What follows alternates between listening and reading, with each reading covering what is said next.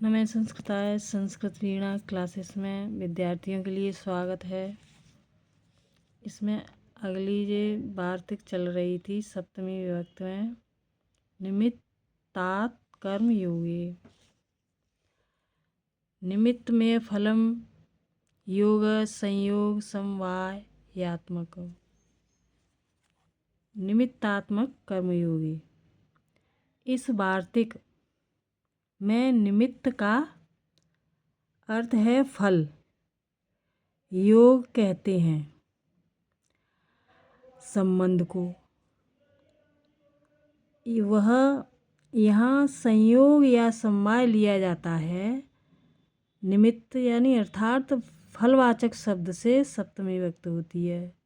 यदि उस फलवाचक शब्द का कर्म के साथ संयोग या समवाय संबंध हो तो ये यहाँ निमित्त फलम यानी निमित्त का अर्थ है फल।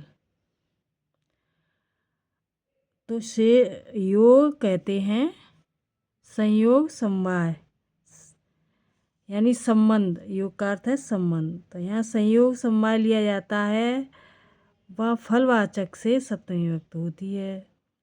उस फलवाचक शब्द का कर्म के साथ संयोग या समवाय संबंध हो तो योग का अर्थ है संबंध। आगे है इसका उदाहरण चर्मण द्विपिनम हंत दंत यो, यहाँ विसर्ग है हंत कुंजरम। हंत कुंजरम है यहाँ। तो चर्म के लिए व्याघ्र मारता है, चर्म के लिए व्याघ्र को मारता है। यहाँ चर्म फल है तो फल के लिए व्याघ्र की हत्या की जाती है। दुपिन कहते हैं व्याघ्र को।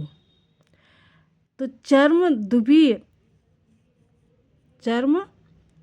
द्विपीय व्याघ्र रूप कर्म में संवेत है,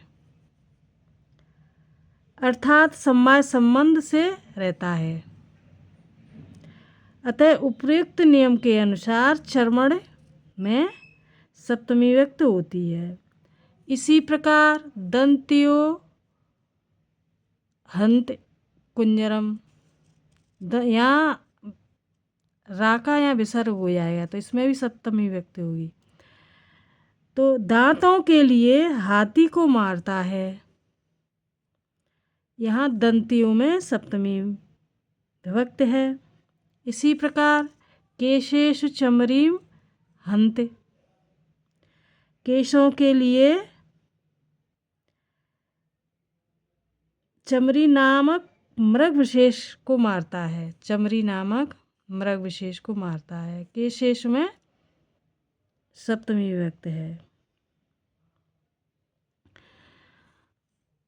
सीम्न पुष्कल को हतः,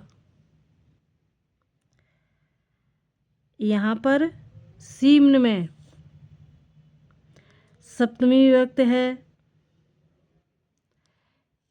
सीम्न पुष्कल को हतः, तो यहाँ सीमा जो है एक अंडकोश कस्तूरी को कहते हैं। पुष्कलक नाम का एक मृग विशेष है जिसे गंध मृग भी कहते हैं। यहाँ सीम्न में सप्तमी विभक्ति है, इसीलिए यहाँ भी दंत, यहाँ दंत केश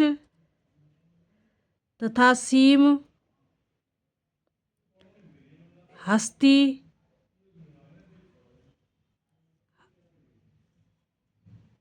हस्ती चमड़ी पुष्कलक के साथ समवाय संबंध है। अब है यहाँ पर हेतौ तृतीयात्र प्राप्ता तन्निवारणार्थमिदम्। यहाँ हेतौ जो तृतीय विभक्ति होती है, इससे तृतीयात्र यहाँ तृतीय विभक्ति होती है हेतौ सूत्र से। इस सूत्र से हेतु में तृतीया विभक्ति होती थी, उसके स्थान पर इस वार्तिक से सप्तमी विभक्ति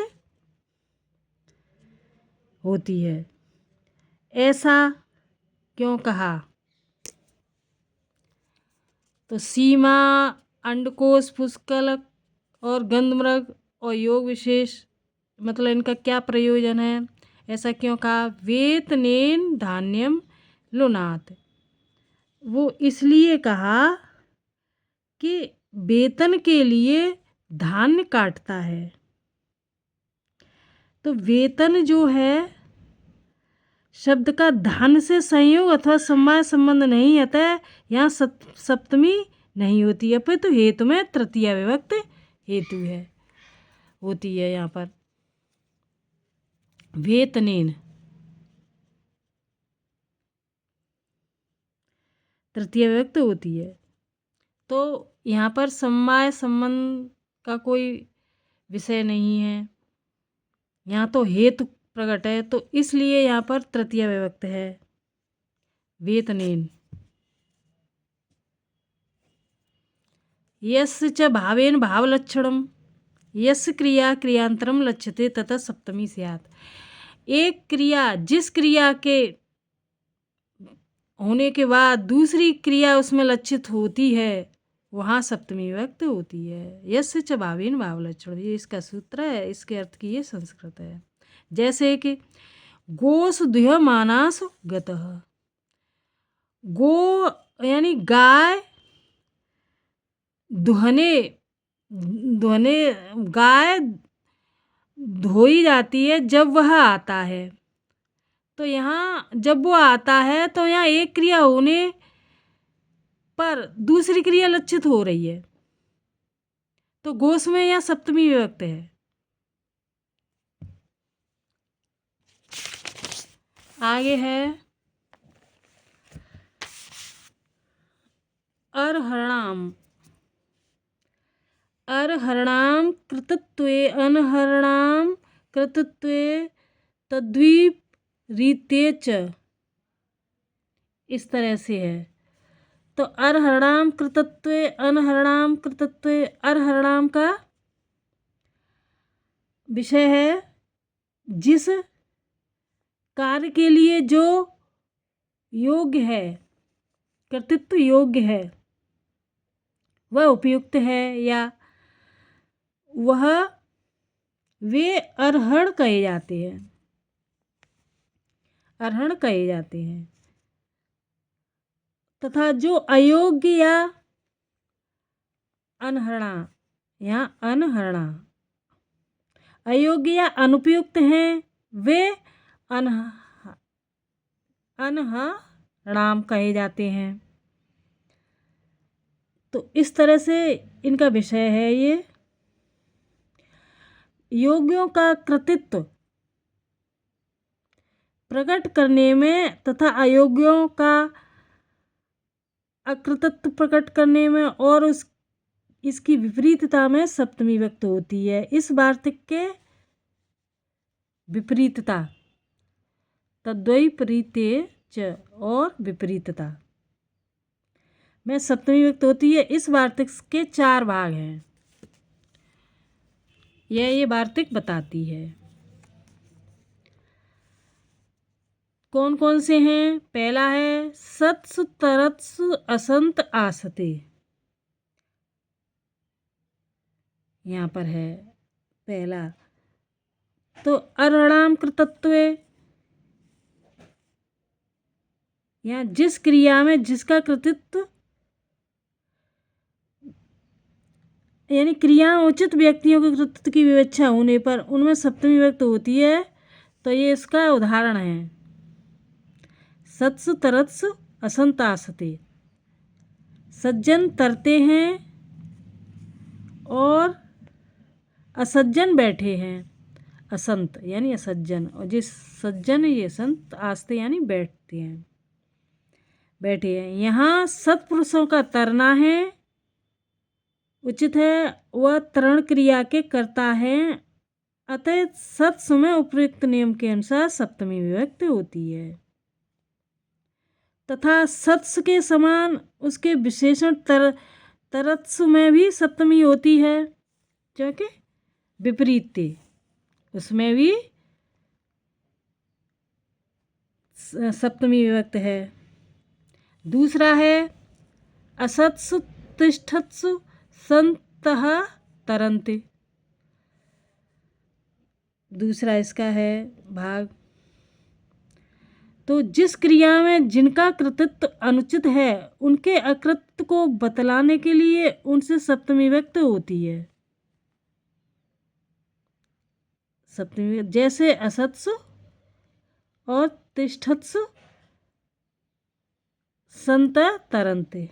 इसे असज्जनों का तरना अनुचित है तथा तिष्ठत से तरण क्रिया में अकृत्य का बोध होता है। अतः असत्स में सप्तमी व्यक्त हो जाती है और उसके विशेषण तिष्ठत्स में भी, ये विशेषण हैं ये और ये विशेषण हैं, इनमें भी षष्ठी वो सप्तमी व्यक्त होती है। तो ये दो भाग हो गए। अब है तीसरा भाग सत्सु तिष्ठत्सु असंतः तरन्ते। इस तरह से है ये। तो जिनका करना उचित है उनके अकृत्य को प्रकट करने में उनसे सप्तमी व्यक्त होती है। सत्सु तिष्ठत्सु और असंतः तरन्ते। सज्जनों का तरण उचित है कि किंतु उनका न तरना अकृतत्व तिष्ठत्सु से प्रकट हो रहा है कि अतः सत्सु तिष्ठत्सु सत्सु तिष्ठत्सु यहाँ सप्तमी विभक्त होती है दोनों में। चौथा है असत्सु तरत्सु संतः तिष्ठन्ते। जिनका करना उचित नहीं उनका करना कृतत्व बतलाने में उनसे सप्तमी व्यक्त होती है। जैसे असत्स तरत्स संतस तिष्ठन्ते, इस तरह से है। यहाँ सज्जनों का तरना अनुचित है किंतु उनका तरना तरस से प्रकट हो रहा है। अतः असत्स तथा उसके विशेषण तरस में सप्तमी विभक्त होती है। इनमें सप्तमी है, इनमें सब में वो सप्तमी विभक्त है, सॉरी।